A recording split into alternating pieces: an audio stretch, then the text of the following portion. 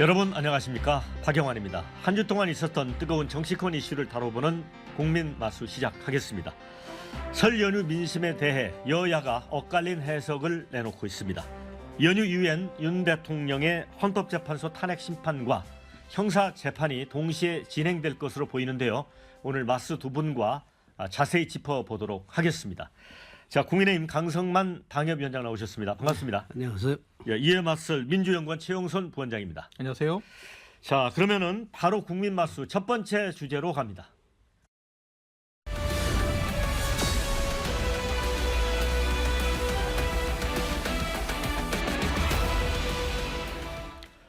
자, 두 분 설 어떻게 보내시는지 궁금합니다. 혹시 강성만 위원장님은 고향에 좀 다녀오셨나요? 고향에 안 갔습니다. 못 가족과 갔습니까? 함께. 고향이 어디시죠? 고향이 전라남도 목포입니다. 어허, 예. 보시고. 그다음에 우리 최용선 부원장은 당연히 네. 갔겠죠? 예, 네. 나주에 있었습니다. 그러면 좀 이제 유권자들도 만나고 했나요? 그렇죠. 지역의 어른들도 많이 찾아뵙고 인사도 나누고 이야기도 나누고 그랬습니다. 네. 자, 뭐 여러 가지 이 당부의 말씀을 들었을 것 같습니다. 그런데 설 연휴 기간 여야 각 정당에 소속된 의원들 또 관계자들이 전한 민심은 또 역시 엇갈렸습니다. 여당은 이제 이재명 대표의 독주를 저지해야 한다는 게 설 민심이었다. 야당은 윤 대통령 파면과 정권 교체가 민심의 요구였다 밝혔습니다. 자, 어떻게 평가를 하십니까? 강성만 위원장님. 예, 제가 이 지역구에서 이렇게 설 인사 다니면서 들어본 민심은 윤석열 대통령의 비상계엄이 문제가 있다. 그렇지만 이재명은 안 된다. 이런 민심이 정확한 것 같아요. 뭐 네. 차 타고 다니다 보면은 길거리에 그런 현수막도 붙어 있던데 그게 굉장히 그 전곡을 찌른 그런 민심이 아닌가 이런 생각이 들었고요. 민생 걱정을 하는데 정치권이 뭐 말로만 민생하면서 권력 노릇만 하고 있기 때문에 뭐 큰 기대를 안 하는 그런 아쉬움이 좀 느껴졌고요. 또 하나는 이 이제 설 연휴가 끝나면은 윤석열 대통령의 이제 탄핵 심판과 이재명 대표의 사법 심판이 진행이 될 텐데 이게 과연 공정하게 돼야 될 텐데 공정하게 되겠느냐 하는 그런 어떤 우려, 걱정 이런 것들이 좀 느껴졌습니다. 예. 네. 강성만 위원장님은 어떤 얘기 들었습니까? 예, 저는 이제 지역에서 이제 어른들을 좀 뵈니까 네. 우선 이번 설 경기가 역대 최악의 상황이었거든요. 경기 네. 상황이. 예. 그리고 뭐 지금 세계 여러 기관들에서 경제 전망 성장률을 전망치를 올해 굉장히 낮추는 상태이기 때문에 이게 내란 사태가 아직 종식이 되지 않은 상태에서 뭔가 리더십이 붕괴돼 있고 또 경제 전망치가 낮아질 거라는 우려들 그리고 트럼프의 또 2기 행정부의 출범 이런 것들이 맞물리면서 지역의 어른들이 주로 다 말씀하시는 건 내란이 언제 종식되느냐 네. 그것을 굉장히 주의 깊게 많이 물어보셨고 지금 탄핵 심리기일이 8차까지 예정돼 있는데 그러면 8차 심리기일 끝나고 나면 어떻게 되느냐 뭐 이런 것들을 좀 구체적으로 물어보신 분들이 많았고요. 그 이후의 상황들에 대해서는 어찌됐든 이게 종식되지 않으면 그 이후의 상황이 벌어지지 않기 때문에 가정을 하면서 대선 국면에 대한 이야기를 뭐 구체화하기보다는 네. 윤석열 대통령의 처리 문제 이것에 좀 많은 관심들을 보여주셨습니다. 네. 사실 이제 설 연휴 기간에 지상파 방송 3사가 여론조사 결과를 내놨습니다. 차기 대선 정권 교체, 정권 연장 여부 이걸 물었는데 공교롭게 이제 KBS, MBC, SBS 모두 정권 교체를 원한다는 게 50%가 나왔어요. 그런데 지금 여당이 그래도 정권을 이어가야 된다고 하는 것도 39%, 44%, 43% 평균하면 뭐 40한 3%, 2%는 되는 것 같습니다. 강성만 위원장님 이 정도면 저 국민의힘이 좀 선방을 하고 있다고 보십니까? 그럼요. 사실 어떻게 보면은 윤석열 대통령의 비상계엄 전에 저 대통령의 지지율이나 우리 당의 지지도가 낮았는데 굉장히 많이 올라왔잖아요. 그러니까 이게 과연 뭘 의미하는가? 8년 전 박근혜 전 대통령 탄핵하고는 국민들이 다르게 본다는 것이죠. 다르게 본다. 예, 그때 학습 효과가 있고 그때 트라우마가 있기 때문에 그때 그냥 그 뭐 촛불이다 이 분위기에 휩쓸려 가지고 그냥 박근혜 전 대통령을 탄핵했는데 지나놓고 보니까 과연 그것이 잘했는가 하는 그런 어떤 자괴감도 좀 많은 국민들이 갖고 있고요. 또 이번 비상계엄을 보면서 그 윤석열 대통령이 경고형 비상계엄이었다. 민주당의 뭐 입법 폭주, 탄핵 폭주, 그다음에 뭐 그런 것들을 경고하기 위한 그런 어떤 계엄이지. 내가 뭐 국회를 봉쇄했느냐, 정치인 한 명을 체포했느냐 하는 이런 말이 조금은 국민들에게 이제는 이렇게 이해되기 시작했다.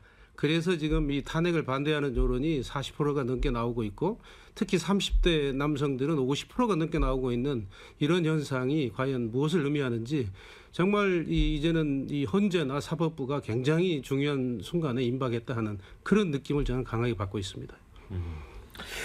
근데 이제 강성만 위원장님이 일전에 이제 박근혜 대통령 탄핵 때하고는 확실히 다르다고 말씀을 해주셨어요. 이제 여론조사 지표로 보면 그렇습니다. 그런데 이제 민주당은 윤석열 대통령의 이 비상계엄에 대해서 이제 내란으로 이제 규정을 하고 있고 그 정도가 더 심하다고 보고 있는 거 아닌가요? 근데 왜 여론은 이렇다고 보세요? 우선은 뭐 여론조사 기관들이 이걸 해석하는 보고서들을 지금 계속 내놓고 있는데요.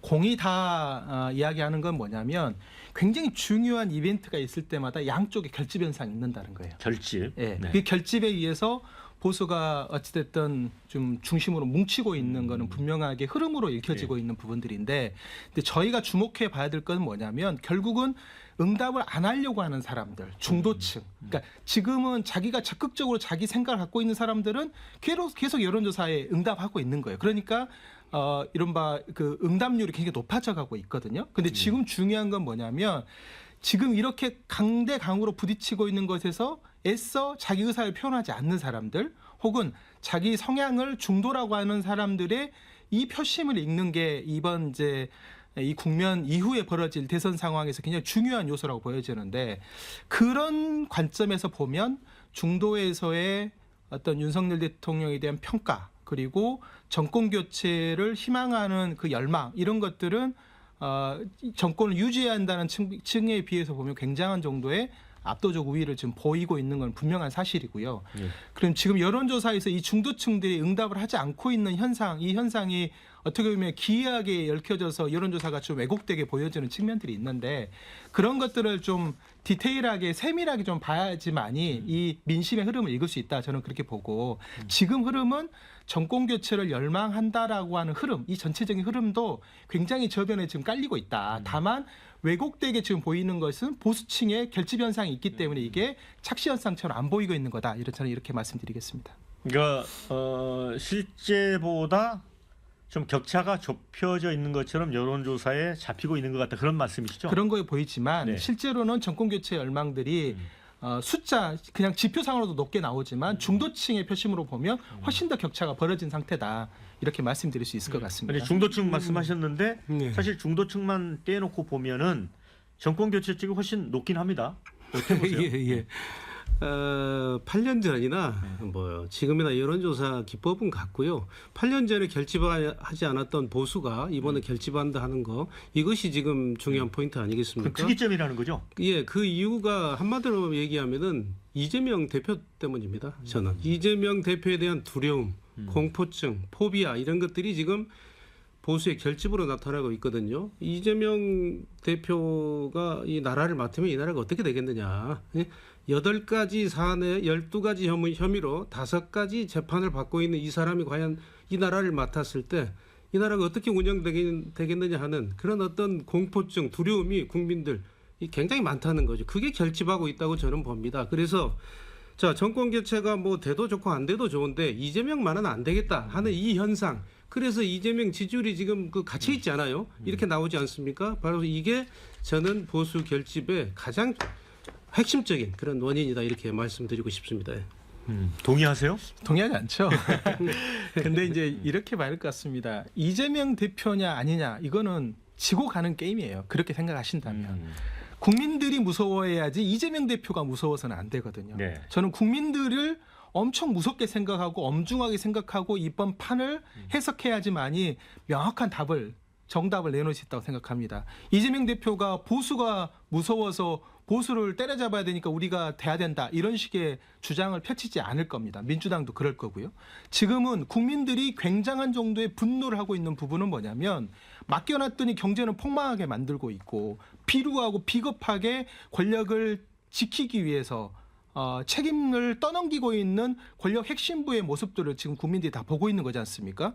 국민들은 지도자한테 그런 걸 요구하지 않죠. 책임을 다 오롯이 본인이 책임져야 될 일들을 본인이 책임지지 않고 떠넘기고 있는 모습에 대해서 우리 경제의 사령탑으로 우리 국가의 전망을 책임지는 사령탑으로 부적절하다 보는 것이고 그런 문제에 대해서 국민의힘이 반대하거나 대안으로 다른 변화를 모색하기보다는 그 윤석열 대통령을 부여잡고 같이 침몰하는 모습들을 보고 있으면서 사실 측은한 마음도 있습니다. 근데 보수 우파가 그거는 심리적으로는 그렇게 해야지만이 본인의 안정감을 느끼니까 그렇게 할 수 있다고 보는데 국민들을 상대하고 국민들의 분노를 저희가 중요하게 무겁게 받아들인다고 한다면 그런 모습에서 좀 탈피해야 된다 생각하고요. 이번에 만약에 조기 대선이 벌어진다고 한다면 국민들의 요구에 부응하는 정당 후보가 누구냐를 놓고 판단하는 것이지 이재명 대표냐 아니냐 이 문제를 가지고 결판 나는 그런 선거는 아니라고 저는 생각합니다. 근데 실제로 이재명 대표가 이제 흰 고양이든 검은 고양이든 쥐만 잘 잡으면 된다. 그래서 실용주의에 사실 올라탔습니다. 그래서 이제 기본 사회 이 부분 대신에 이제 성장 여기에 또 방점을 찍기도 했어요. 이런 부분에 대해서 국민의힘이 좀 긴장해야 되는 거 아닙니까? 예. 그런데 이제 이재명 대표의 그런 얘기를 예. 과연 진정성이 있느냐, 국민이 믿겠느냐. 그동안 무슨 기본소득을 그렇게 주장하시고 뭐 반기업적인 그런 행태를 보였던 분이 갑자기 친기업이다, 성장론이다, 흑묘백묘론이다, 실용주의다, 먹사니즘이다 뭐 이런 걸 들고 나오시는데 야, 이 양반이 이제 뭐 조기 대선이 있을 걸로 보이니까 이게 또 위장하는 거 아니냐. 저래놓고 또 권력을 잡으면은 어떻게 변할지 모르는 분 아니냐. 그동안 뭐 하도 말도 많이 바뀌고 오락가락했던 분인데 과연 이재명이라는 사람을 믿을 수 있겠느냐. 이것이 바로 국민이 이재명에 대해서 갖고 있는 두려움, 공포증, 포비아다 이거죠 바로. 예. 어찌 보면 이제 정치인의 변신은 무죄고 예를 들어 이제 국가를 위해서 내가 이런 식으로 변신하겠다라고 한 거에 대해서 이제 평가를 해줄 만도 한데 저는 당연합니다. 예. 결국 정치인은 먹고 사는 문제를 해결하지 못하면 존재 이유가 없는 것입니다. 국가가 성장률이 계속 떨어지고 있는데 그 문제와 관련돼서 국민들의 우려, 경제 주체들의 우려를 불식시키지 못한다고 한다면 그건 정치할 이유가 없는 것이죠. 작년 연말에 우리 주가가 탄핵 그 계엄 사태로 인해서 폭락하고 또 환율이 막 올라버리고 어려움이 있을 때 증권거래소를 방문해서 안정감을 좀 주는 노력들도 했고 또 시중은행장들 만나서 그런 애로도 좀 들었고요. 이번에는 이제 조만간 뭐 경제 5단체장들도 만나가지고 이재명 대표가 우리 경제 주체들이 느끼고 있는 애로는 뭔지 그리고 여야를 떠나서 범정부적으로 어떤 노력을 해야 될 것인지에 대한 목소리를 듣고 그것에 대한 대안을 내놓는 것이 민주당이 집권 세력으로 수권 능력을 보여주는 길이라고 생각하기 때문에 저는 이재명 대표가 기본사회위원장을 내려놓고 네. 또 성장을 얘기하고 혁신 성장을 통해서 대한민국의 앞으로 먹고 사는 문제에 대한 대안을 내놓기 위해서 고민하는 것은 그건 당연한 일이라고 생각하고 국민의힘도 그걸 뭐라고 할 게 아니라 그럼 국민의힘이 생각하는 법인세 낮추고 부자 감세해서 경제를 성장시키고자 했는데 결국 폭망했는 이 상황을 어떻게 극복할 것인지를 대안을 내놔야 될 때다 생각합니다. 이재명 대표가 한마디로 말과 행동이 다른 정치인이라는 것이죠. 아니 그동안 무슨 노란 봉투법이다 하는 친노조의 법안을 강행 처리했지 않습니까? 갑자기 그런데 이제 친기업이다 이렇게 바뀌고 있고요. 그동안 뭐 중국 대사한테 가서 쎄쎄 하셨던 분이 갑자기 뭐 또 한미 합동 군사 훈련을 뭐 친일 훈련이라고 이렇게 말씀하셨던 분이 갑자기 나는 친미다 이렇게 나오시고 과연 이런 것을 보면서 국민들은 더 당혹스러운 거예요. 아, 저런 사람을 믿을 수 있느냐? 저런 사람에게 이 나라를 과연 맡길 수 있느냐? 이런 근본적인 문제가 아마 조기 대선이 있더라도 설령 이재명 대표가 후보가 되더라도 민주당에 아마 굉장히 중요한 쟁점이 될 것이다. 그 진정성의 문제, 이재명의 진정성의 문제 이것이 굉장히 국민들이 갖고 있는 두려움입니다. 지금. 뭐 여러 가지 논박할 수 있는 딱 하나만 바로 잡을게요.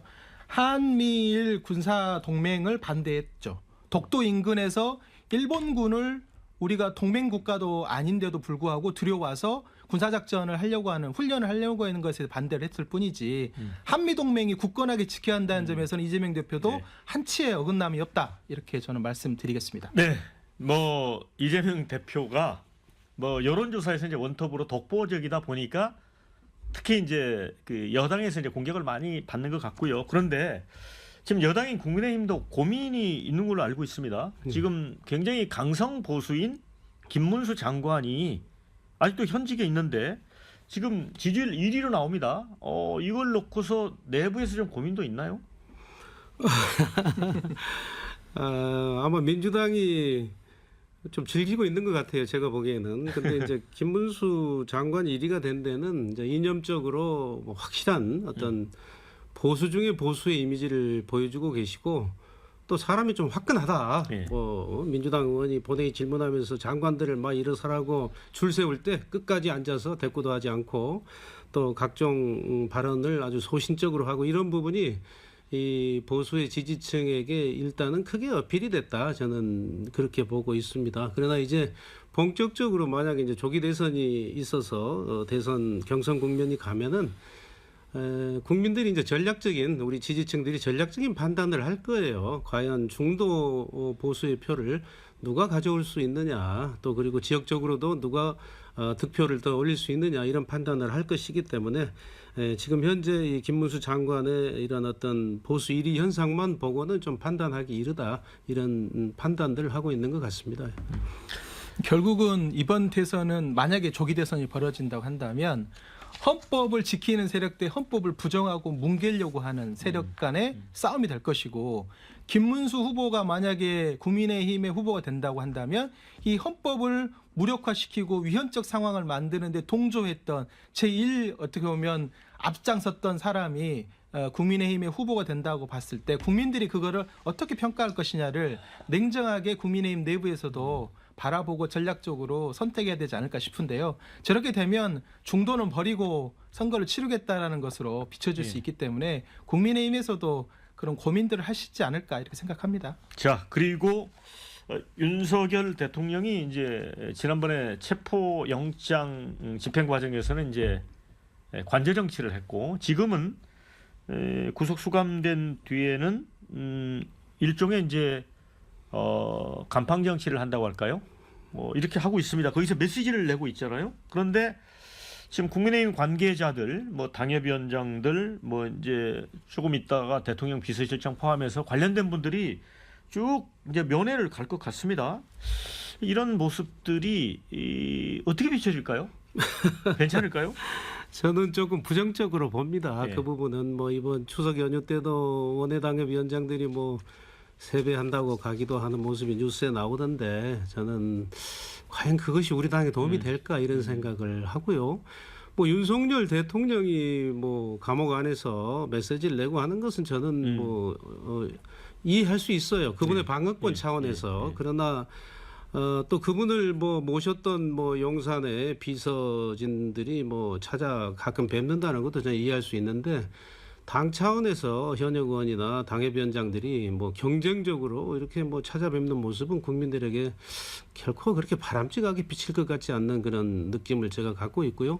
저는 그래서 또 이게 또 그러다 보면은 윤 대통령을 찾아뵌 사람 안 찾아뵌 사람 이렇게 또 당이 보이지 않는 또 분열 같은 게 생길 수도 있거든요. 예, 마음은 결국 같을 텐데. 그래서 저는 윤 대통령께서 당에서는 나한테 면회 오지 마라. 차라리 이런 말씀을 한번 해주시는 게 어떤가. 그리고 당 지도부에서도 이 부분을 고민을 하고 좀 어떤 대책을 좀 세울 필요가 있다. 저는 국민 눈에는 그렇게 아름답게 비치지는 않을 것 같습니다. 강 위원장님하고 이거는 최 본장님하고는 뭐 생각이 일치할 것 같은데요. 예, 비슷해 보입니다. 그러니까 저렇게 옥중서신이라는 것은 메시지의 명분이 좀 있어야 되는데 저거는 저번에 서부지법 테러를 벌였던 폭동 세력들한테 메시지를 던지는 것, 한남동에서 바깥에서 윤석열 대통령 친히 이른바 옹호하는 집회를 열었던 사람들한테 던지는 메시지와 그 맥을 다 같이 하고 있어서 저게 보수를 다 그냥 끌고 물속으로 들어가려고 하는 물귀신 작전을 쓰시는 건지 의아하게 생각되는 대목들이 좀 많은데요. 저게 결국은 글쎄요, 저는 그 김건희 여사의 건강을 걱정하는 거를 저렇게 바깥으로 메시지를 던지는 게 맞는지 그냥 그 두 부부간에 예. 사실은 그냥 따뜻한 애정 텔레파시로 통하면 될 일이지 저거를 대국민에게 김건희 여사의 건강이 걱정된다는 것을 저렇게 던지는 것이 윤석열 대통령이 지금 모르겠어요. 어떤 의도인지는 잘 모르겠지만 국민들한테 들리는 메시지로는 굉장히 좀 부정적으로 저는 평가되지 않을까 생각합니다. 네. 자, 여기까지 듣고요. 두 번째 주제로 건너가겠습니다.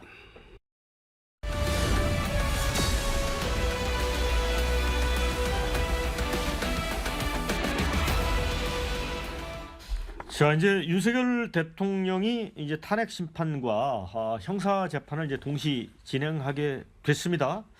그런데 윤 대통령이 이런 또 메시지를 냈잖아요. 유혈 사태나 정치인의 직접적 체포가 없었는데 어떻게 내란이 되느냐? 다친 사람이 없었는데 어떻게 내란이라고 할 수 있느냐? 이런 말인데 어떻게 들으셨어요? 이 발언? 황당무계한 발언이죠.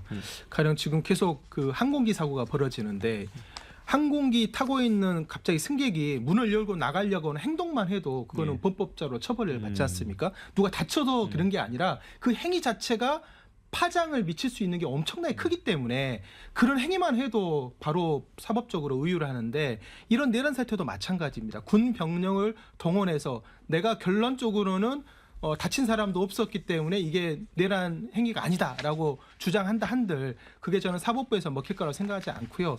그 행위를 하는 과정에서의 여러 가지 모의 단계만 해도 사법적으로 의율되는 가장 최고형을 받을 수 있는 문제이기 때문에 저는 윤석열 대통령의 그 주장은 사법부에서 어느 것 하나도 채택되기가 어렵다 이렇게 생각합니다. 저는 이게 내란죄가 과연 성립할 수 있느냐 저는 개인적으로 의문을 갖습니다. 이 내란죄라는 것은 권력을 찬탈하기 위해서 벌이는 게 내란인데 최고 권력이 도대체 무슨 권력을 찬탈하겠다고 내란을 한단 말인가. 그리고 또 우리 앵커께서 말씀하셨다시피 아니 국회가 내란을 취소하게 이렇게 다 허용을 했고 또 국회 결정에 따라서 바로 취소를 했고 정치인 한 사람 체포한 사람이 없는데 뭐 막말로 얘기하면 손가락 하나 부러진 사람도 없는데 이걸 과연 내란이라고 할 수 있는 거냐. 그래서 지금 경고용 계엄이었다 하는 대통령의 메시지가 굉장히 그 지지율을 받고 올라가고 있는 그런 상황이라고 저는 판단을 하고 있습니다. 그래서 아마 헌법재판소가 지금 뭐 여러 가지 헌법재판소의 구성부터 뭐 특정 서클의 법관들이 너무 많다 해서 지금 불공정 시비가 벌어지고 있는데 벌써부터 이 설령 헌법재판소가 이 탄핵 심판을 인용을 하더라도 저는 내란죄로는 인용하지 않을 것이다. 이 비상계엄의 요건이 헌법에 맞지 않다 하는 이런 헌법 위반 이런 걸 가지고 인용을 할지는 몰라도 내란죄로 섣불리 단정하기는 저는 어려울 것이다 이렇게 판단하고 있습니다. 그래서 이제 언론에서는 이게 실패한 계엄이다 이렇게 다들 규정을 했었는데 윤 대통령 측에서는 이게 실패한 계엄이 아니라 평화로운 비상계엄이었다 또 이런 주장까지 하잖아요. 모르겠습니다. 따뜻한 아이스크림이랑 똑같은 말인 것 같은데 둘 말 자체가 형용 모순되는 말들이고 이번 사건은 79년도에 12.12 군사반란과 쿠데타를 일으켰던 형태로 볼 거냐 아니면 1952년도에 이승만 대통령이 부산 정치파동을 통해서 친위 쿠데타를 일으켰던 그런 상황을 볼 거냐로 저희는 좀 비교해서 좀 볼 필요가 있다고 보는데 1954년도에 내란죄가 형법에 규정됐던 거는 1952년도에 이승만의 그런 부산 정치파동으로 친위 쿠데타를 일으킨 것을 다시는 일으키지 말자라고 하면서 사실 내란죄가 적용됐기 때문에 이번 상황은 결국은 권력을 찬탈하는 목적이 아니라 권력을 더 강고하게 하고 반대파를 제거하기 위한 위헌적인 수단으로서 쿠데타를 활용한 것이어서 1952년도의 상황과 비춰보면 딱 맞아떨어지는 부분들이 많습니다. 당시에도 죄수들을 그 이른바 공비로 위장을 해가지고 폭동을 일으키고 그것들을 진압하는 과정에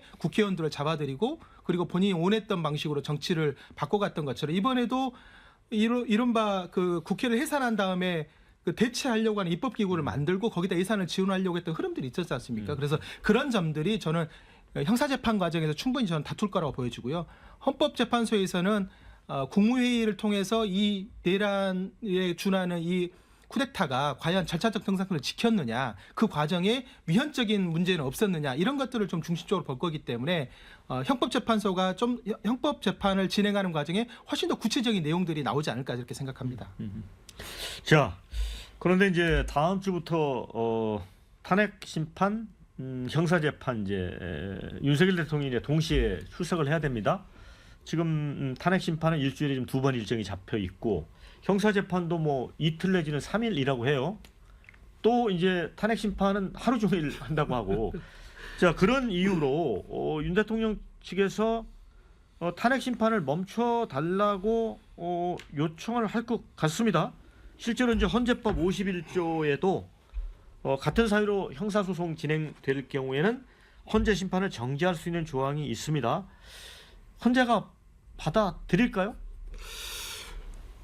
지금 헌재가 하는 행태를 보면은 뭐 받아들일 것 같지는 않습니다. 근데 지금 헌재가 하고 있는 이 이상한 모습을 보면서 많은 국민들이 과연 지금의 이 헌법재판소가 이 탄핵 심판을 공정하게 할 수 있겠느냐, 굉장한 지금 의심을 하고 있거든요.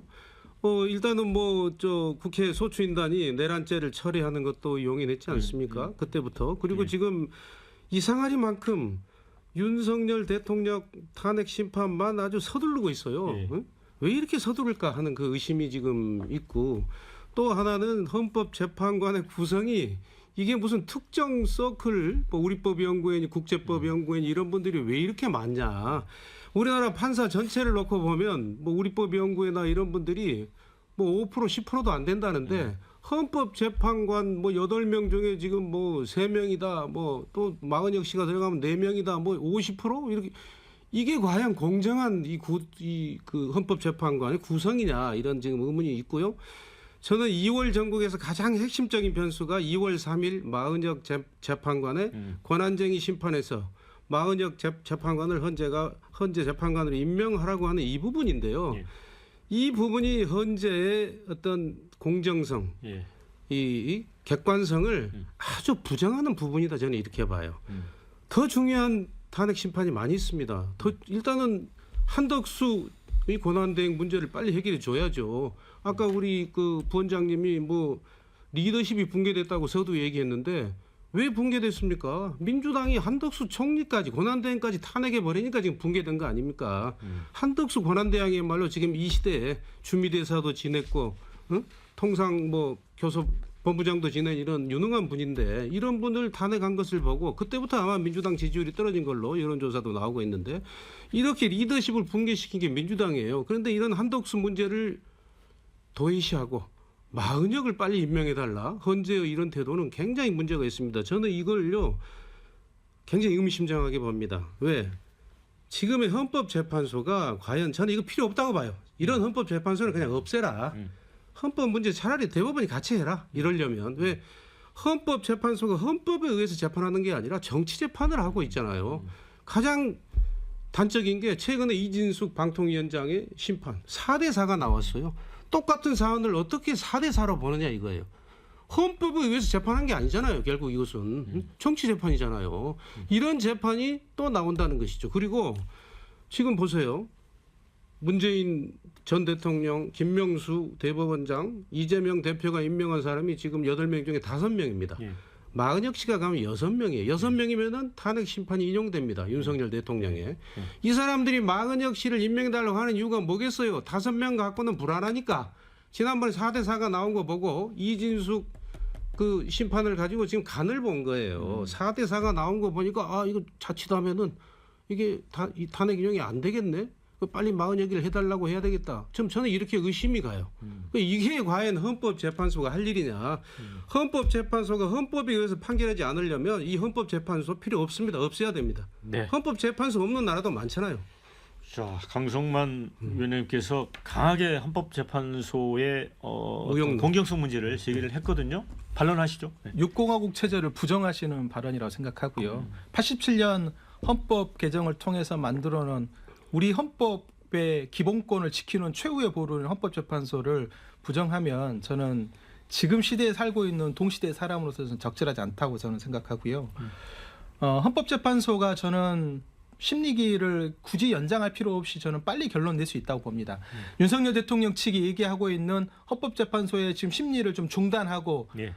대법원까지 어쨌든 사법 처리되고 있는 이 문제, 헌법적인 문제가 완결되기 전까지는 중단해달라고 요구했는데 저는 헌법재판소법 51조에 물론 할 수 있다고 돼 있습니다. 근데 그렇게 하지 않을 거라고 생각합니다. 이유는 정치적인 이유 때문에 그럴 거라고 생각하지 않고요. 이유는 뭐냐면 온 국민이 위헌 위법적인 상황이라는 판단을 하고 있고 한동훈 전 국민의힘 대표도 위헌 위법적인 상황이라는 걸 12월 3일 저녁 10시 반 이후에 금방 그것들을 캐치를 하고 SNS에 올렸을 정도로 이거는 분명한 상황이기 때문에 재판부의 판단을 구하지 않더라도 헌법재판소에서 충분히 이거는 판단할 수 있는 사안이라고 보기 때문에 이거를 윤석열 대통령 측의 요구를 받아들이지 않을 거라고 생각하고요.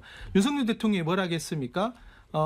자기가 체포되기 전에는 헌법재판소의 심리에 집중하겠다고 그래서 사실은 뭐 수사에도 불응하고 또 지금 재판 진행되는 과정에도 굉장히 지금 미온적인 태도를 보이는데 마치 지금 헌법재판소의 판단이 빨라질 것 같으니까 이걸 또 연기하기 위해서 지금 우회 전략을 쓰고 온갖 그 법적인 기술을 좀 동원해서 회피하려고 하고 있는데 이거는 일국의 검찰총장까지 역임했던 분이 태할 태도는 아니다. 저는 그렇게 생각하고요. 이 문제에 대해서 국민의힘도 방어할 걸 방어해야지 이런 것까지 방어하면 헌법체계 전반에 대해서 사법체계 전반에 대해서 부정하고 음모론적으로 갈 수 있기 때문에 그러다 보니 사법부를 공격하는 일까지 벌어지지 않았습니까? 온 국민을 이런 극한적 상황으로 내몰지 않으려면 사법적 절차와 그리고 그 문제를 통해서 본인의 법적인 문제들을 구하려고 하는 그런 태도를 갖는 게 법치주의의 기본 근간이다. 저는 그렇게 말씀드리겠습니다. 네. 저는 헌법재판소가 윤석열 대통령 탄핵 심판을 이토록 서두르는 이유가 여기 있다고 봐요. 제 개인적으로는. 이재명 대표의 이법 결심 공판이 2월 26일로 못이 박혀 있잖아요. 네. 결심 공판이 2월 26일이면 그 선고는 대개 3월 말로 나오거든요. 그때 전에 그 전이나 그때 맞춰서 윤석열 탄핵 심판을 결정하려고 하는 거 아닌가 이런 의심을 갖고 있고요. 이진숙 방통위원장 이틀 만에 탄핵이 된 사람의 이 재판을 174일을 끌었어요. 헌재가 6개월을 끌었어요. 이런 사람을 가지고. 그런데 일국의 대통령의 파면을 결정하는 문제를 가지고 과연 이렇게 서두르는 이유가 뭐냐? 얼마나 중요한 문제입니까? 국민의 절반 정도가 윤 대통령을 지지했었는데 대통령 선거 때 온 국민이 보고 있는 이런 중차대한 문제를 가지고 이게 뭐 경고형 계엄이냐 뭐 내란이냐 이 문제를 가지고 이렇게 지금 중요한 판단을 해야 되는데 이 이유가 뭐냐? 이것은 헌법 이 재판소 재판관들의 구성이 벌써 편파적이다. 예? 벌써 우리법 연구의 문영배 권한대행, 그다음에 정계선 재판관, 또 이미선 재판관은 우리법 연구의 후신이라고 하는 국제법 연구에, 또 지금 마은혁 대기 중인 마은혁 재판관 후보도 지금 우리법 연구에 이런 식으로 어떻게 특정 서클, 그러니까 우리법 연구에 출신 판사가 영장 심판이든 헌재든 맡으면은 굉장히 국민들은 긴장되고 초조하게 쳐다보는 거예요. 과연 어떤 판결이 나올지. 지금 우리나라가 이런 나라가 돼 있습니다. 판사 한 사람에 따라서 나라의 미래가 좌지우지되는 이런 나라. 이것도 문제 있지 않겠습니까? 네. 판사가 전지전능한 것도 아닌데 어떻게 보면. 그래서 이 특정 지금 이 서클의 문제, 옛날 군대로 말하면 한화회예요. 제가 보기에는 한화회. 예? 더구나 그 문영배 대행의 과거의 그 트위터나 이런 거 보면 얼마나 문제가 많습니까? 예? 지금. 네. 자, 그래서 이거는 우리 최영선 본장님께는 이것까지 포함해서 좀 질문을 드리고 싶은데요. 이제 지상파 3사 탄핵 소추 심판 선고 관련 여론조사를 보면, MBC의 경우에는 탄핵 인용 파면이 58%, 그 반대가 39%가 나왔습니다. 그러면 이게 초기에 비상겸 조사했을 때 이미 70%를 훨씬 넘었었고 박근혜 당시에는 탄핵 인용률이 80%를 넘었거든요. 근데 많이 좁혀졌어요. 그래서 이제 헌재가 더 중심을 잡고 이제 서두를 필요도 있죠. 리더십 복원을 위해서. 그렇지만 절차상의 하자를 남기면 안 되잖아요. 그래 그런 측면에서 또 고민할 지점이 있는 것 같아요. 그 박근혜 대통령 때 심리기일이 7번 예. 있었습니다. 네. 그리고 노무현 대통령 때 17번 있었는데 노무현 대통령 때는 말을 중심으로 탄핵이 이루어졌기 때문에 그것들이 말이 실제로 법에 위반되는지 여부를 판단하는데 굉장히 시간이 오래 걸렸고 박근혜 대통령 때는 7번밖에 안 했던 이유가 뭐냐면 그건 위법적 상황이라는 게 분명하게 드러나 버렸거든요. 그러니까 지금 윤석열 대통령 건도 다음 주가 어떻게 보면 슈퍼위크라고 저는 네. 보여지는데 다음 주에 이진우, 여인영, 그다음 홍장원 네. 그리고 곽종근, 이상민, 박준섭 네. 이제 이걸 보면 이때 나오는 증인들이 대부분 뭐냐면 국회의 권능을 무력화시키는 대통령 지시가 있었는지를 확인하는 작업 하나. 두 번째로는 비상입법기구를 만들려고 했을 때 그것에 대한 어떤 지휘와 그런 준비 이런 것들이 어떻게 이루어졌는지 그리고 국무회의가 과연 원활하게 진행됐는지를 확인하는 작업들입니다. 저는 이 다음 주에 증인들의 신문 과정을 거치게 되면 기본적으로 위헌 위법적 상황에 대한 헌법재판소의 판단이 저는 명쾌하게 갈라질 거라 이렇게 생각합니다. 자 여기서 마무리하고 마지막 주제 만나보겠습니다.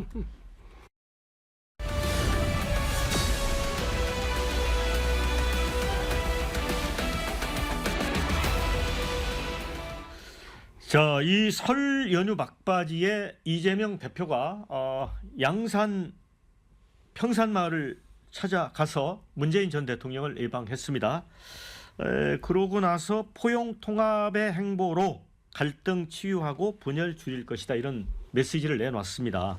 그런데 공교롭게 이제 하루 전날 지금 친문 적자라고 흔히 언론에 표현하는 김경수 전 경남지사가 SNS에 굉장히 이재명 대표의 일극체제나 정당 사유화 이런 거를 공격적으로 비판하는 글을 올렸습니다.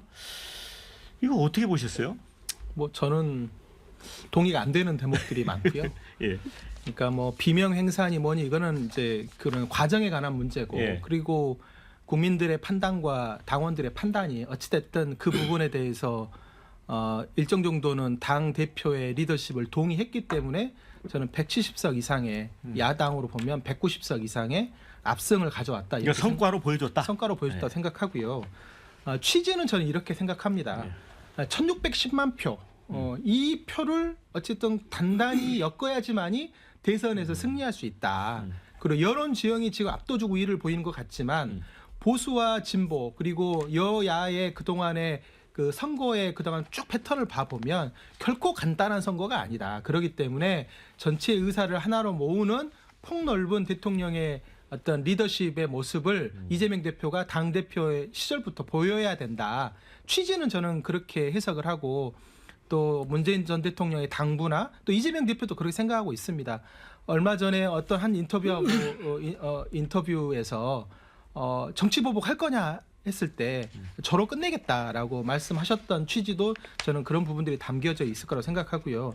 다만 이제 당내에서 또 경선을 준비하려고 하시는 분들 조기 대선이 벌어지게 되면 그런 분들이 지금 압도적인 당 내에서의 우위를 점하고 있는 이재명 대표와 사실은 경쟁하기가 쉽지 않은 구조고 또 탄핵이 인용이 되고 나면 60일 이내에 대선을 치러야 되기 때문에 당내 경선이라는 게 촘촘하게 준비를 해서 치르기가 쉽지 않은 구조입니다. 그렇기 때문에 지금 어떤 견제구를 날리고 있는 그런 모습들을 보이고 있는데 당내 다수의 의견을 모으기가 쉽지 저는 않을 거라고 생각하고요. 이제 그러게 본다면 본인들의 역할을 지금 어떻게 할 것인지를 좀 차분하게 좀 생각할 시간이 필요하다고 봅니다. 이재명 대표를 잡아뜨리고 이재명 대표가 사법 리스크로 무너지면 나한테 기회가 오지 않을까라고 생각을 해서 이재명 대표를 공격하는 방식이라면 그건 당원들의 동의를 얻기가 어렵기 때문에 당내에서 경쟁을 한다 하더라도 이재명 대표도 어떤 정도의 수위의 어떤 견제구에 대해서도 어쨌든 좀 폭넓게 받아들여주고 그 당 내부에서도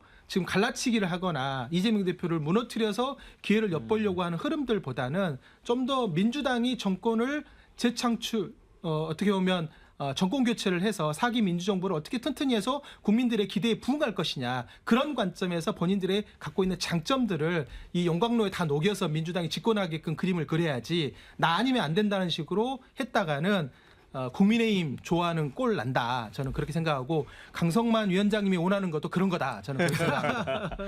그런데 저는 사실 이제 궁금한 게 이 김경수 전 지사가 이제 4가지를 요구했습니다. 그런데 이런 부분들이 있어요.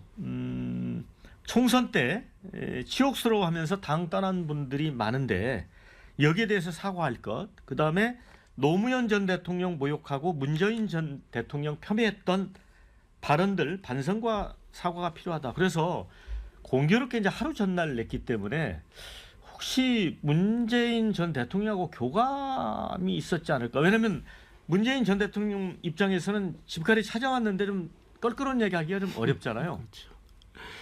뭐 저는 뭐 당연히 김경수 전 지사가 뭐 문재인 전 대통령하고 교감 함의가 있었다고 저는 판단을 하고요. 김경수 지사의 저 선전포고는 이제 민주당도 이제 조기 대선을 전제로 일극 체제가 다극 체제로 서서히 변화하는 하나의 이제 시금석이다. 저는 이렇게 판단을 합니다. 뭐 이재명 대표가 뭐 문 전 대통령을 찾아가는 것은 명절 앞두고 의례적인 거라고 볼 수도 있지만은 첫째는 바로 이 친문 비명계의 도전을 조금 가라앉히고 또 문재인 전 대통령 세력의 어떤 지지를 확보해야만이 자기가 안정적으로 대권에 나갈 수가 있기 때문에 그런 의미가 있다 저는 이렇게 판단을 하고요. 그러나 이제 2월 3월 전국에서 서울고법에서 2심에서 피선거권이 박탈당하는 유죄형이 확정되면은 그때는 파란이 일어날 것이다. 벌써 김동연 지사가 얘기했잖아요. 2심에서 유죄형이 되면은 지장이 있을 것이다. 상당한 지장이 있을 것이다. 이렇게 아무 일 얘기했네요. 없다는 듯이 이대로 가기는 어려울 것이다. 당당히 맞서겠다. 이렇게 얘기했고요. 또 이 김부겸 전 총리 같은 분도 국회 다수당이 민주당이 국정 운영에 상당히 책임을 갖고 가야 되는데 그렇지 못한 부분이 있다. 강공일변도가 국민들에게 피로감을 준 거 아니냐. 이런 식으로 가다가는 다른 선택이 있을 수가 있다 이런 얘기를 했잖아요. 그 다른 선택이 뭐겠습니까? 이재명 대표가 안 될 수 있다 이런 얘기 아니겠어요? 그러니까 이 민주당도 지금 다 몸을 풀고 있고 특히 이제 김경수 전 지사는 저는 2가지 의미로 보는데요. 이 말하자면 친문을 중심으로 한 비명계를 결집해서 맞서겠다. 그래서 2심 재판 결과에 따라서 그 틈새를 보고 치고 올라오겠다는 것이 하나고 또 하나는 그렇게 해서 이제 친문을 중심으로 결집해 가지고 그래 이재명 너 대통령 하려면 너 당에 지분 내놔. 말하자면 지분을 내놓으라고 하는 그런 의미가 있다. 저는 이렇게 2가지로 보고 있습니다. 자, 그런데 우리 강성관 위원장님께서는 김경수 전 지사가 이재명 대표에 대해서 선전포고를 했다 이런 표현을 해주셨는데 얼마 전에 이제 초일회라고 그 비명계 전직의원 모임이 있습니다. 거기에 현역 의원이 누가 갔느냐? 김한규 의원하고 이인영 의원 딱 2명 참석했다고 그래요. 그래서 제가 그 당에 출입하는 기자에게 물어봤습니다. 그랬더니 그 기자가 의원들한테 왜 안 가십니까? 그랬더니 거기 가면 죽는 자리요 이런 얘기했다는 거예요. 그러니까 그 선전포고로 보기에는 어떻습니까? 맞나요, 표현이?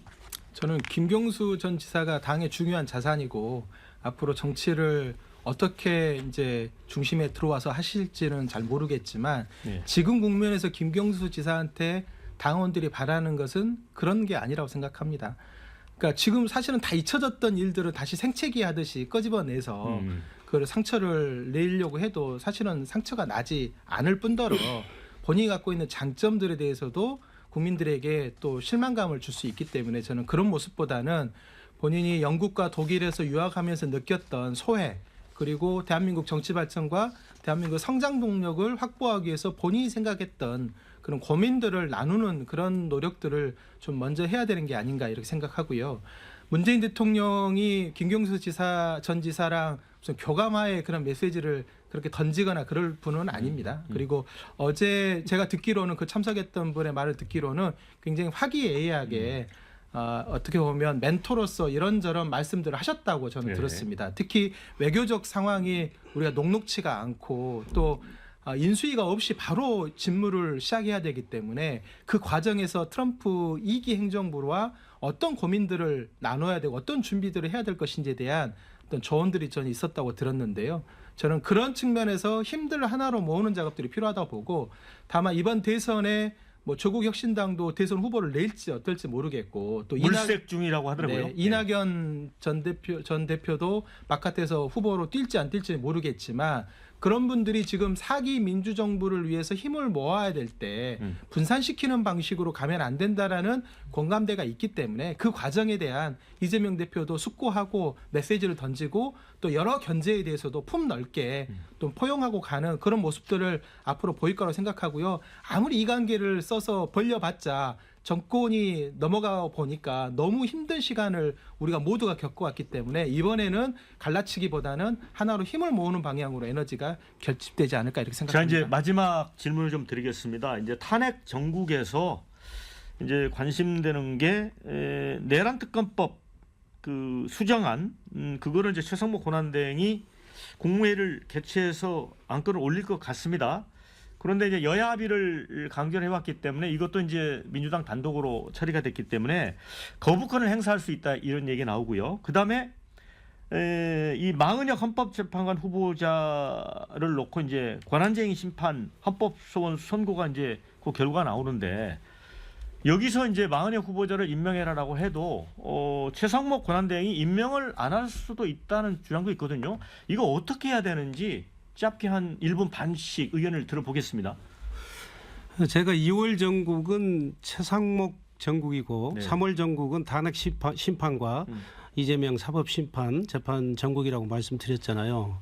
바로 거기 이유가 거기 있습니다. 이 최상목 지금 권한대행이 여야가 합의되는 대로 나머지 한 명의 헌법재판관을 임명한다고 했기 때문에 합의가 안 됐기 때문에 저는 이 헌법재판관 설령 마은혁 씨를 헌재가 임명하라고 결정하더라도 임명하지 않을 걸로 저는 봅니다. 그러나 임명을 한다고 하면은 이것은 엄청난 충격이 될 겁니다. 특히 이 보수 진영에. 과연 이 최상목 변수가 어떻게 나올 것인지 저는 주목하고 있고요. 내란 특검법안은 당연히 민주당 일방적으로 처리한 거기 때문에 그리고 또 이미 이 윤 대통령이 기소돼서 형사재판과 탄핵 심판을 동시에 받고 있기 때문에 아무런 실익이 없고 의미가 없기 때문에 이것은 거부할 걸로 보고 있습니다. 네, 우리 최영선 부원장님은 이 최상목 권한대행이 어떻게 해야 된다고 생각합니까? 헌법재판소가 9인 체제로 가야 된다라는 게 지금 헌법재판관들의 일관된 목소리라고 저는 생각하고요. 그 결정이 내려지면 따라야 한다고 생각하고 최상목 지금 따르지 않는다면 쫄보가 지금 따를 거라고 봅니다. 그 계엄도 못 막았던 쫄보인데 이 헌법재판관들이 만장일치로 내는 의견에 대해서 그를 거부한다. 위헌적 상황, 반헌법 상황을 본인이 주도한다. 저는 그러기는 쉽지 않아 보입니다. 내란 특검은 어떻게 할 것 같습니까? 내란 특검은 뭐 그거는 논란의 여지가 국민의힘에서는 계속 제기하고 있는데 지금 외환죄 부분과 직권남용 부분에 대해서 수사가 지금 미진한 부분들이 있지 않습니까? 그거는 추가 기소를 할 수 있는 부분들이고 그거는 대통령의 파면된과 동시에 그거는 추가 수사를 할 수 있는 부분들이기 때문에 시급성 부분에서 저는 충분히 뭐 검토할 수 있는 시간들은 추후에도 가질 수 있지 않겠는가 저는 그렇게 생각하고 그러니까 제일 내란 중요한 특검법 거는 부분은 민주당이 좀 유연하게 받아들일 수 있다는 건가요? 뭐 유연하게 받아들인다는 문제기보다는 그거는 다음에라도 보완이 가능하지만 이 마은혁 재판관 관련된 그거는 반드시 문제는 해야 된다. 반드시 해야 된다고 생각하고요. 쫄보 최상목이 반드시 받을 거다 이렇게 생각합니다. 자, 이제 마무리해야 될 것 같습니다. 한 1분 정도씩 못다한 말씀 듣도록 하겠습니다. 강성만 위원장님. 이재명 대표께서 뭐 구부능선을 지나가고 있다는 표현을 하신 것 같은데 뭐 8, 9부 능선을 지나가고 있는 것 같습니다. 윤 대통령의 탄핵 심판이나 이재명 대표의 피선거권 박탈 재판이나 이런 것들이 지금 넘어가고 있는데 마치 너무 뭐 대통령이 다 된 것처럼 권력을 다 쥔 것처럼 그런 오만한 모습이 아닌가 저는 그런 생각이 들고요. 국민 여러분께서는 이럴 때일수록 좀 차분하게 과연 지난번에 윤 대통령의 비상계엄은 어떤 의미가 있는가 그리고 과연 지금 우리가 이 윤 대통령 문제라든가 이 조기 대선의 문제 과연 이것이 나라의 미래에 과연 얼만큼 우리에게 중요하게 다가올 것인가 이런 판단을 하셔서 냉정하게 지켜보시고 탄핵 심판과 사법 재판이 정말 공정하게 절차적 민주주의가 반드시 지켜질 수 있도록 힘을 모아주실 것을 저는 호소드리고 싶습니다. 자, 최용선 부원장님. 저는 지금 최상목 권한대행과 경제 주체들 그리고 우리 지금 내각에 있는 분들이 본인들이 지금 뭘 해야지만이 이 위기에 빠진 대한민국에서 본인이 녹봉을 받고 있는 사람으로서 자기 역할을 다할 것인가 이를 고민할 때라고 생각하고요. 지금 미국의 어떤 트럼프 2기 행정부 출범에 따라서 대한민국이 미칠 파고가 굉장히 높을 거로 보여지잖아요. 국민들이 불안해하고 경제 주체들이 불안해하는데 최상목 권한대행이 정치적 문제에 관련돼서 본인의 역할을 드러내거나 뭔가 하려고 하지 말고 이런 문제와 관련돼서 여야의 하나된 목소리를 만들어내기 위한 그런 노력들을 하고 경제 주체들을 안정시키기 위한 그런 노력들을 하면서 본인이 맡은 바 소임들을 저는 다하면 좋겠다 생각하고요. 헌법재판소와 사법부의 판단에 대해서 그걸 거부하거나 맞서려고 하는 노력보다는 그것들을 수용하면서 국민들에게 안정감을 주는 이런 앞으로의 그런 과도기적 상황들을 잘 이끌어 가시길 좀 당부드립니다. 최상목 권한대행의 귀가 무척 간지럽겠다 이런 생각이 듭니다. 자, 한 주간의 정치권 현안 다뤄봤는데요. 마무리해야 될 시간이 됐습니다. 자, 두 분 수고 많으셨고요. 함께해 주신 여러분께도 감사 말씀드립니다. 저는 다음 주에 다시 찾아오겠습니다. 수고하셨습니다. 고맙습니다.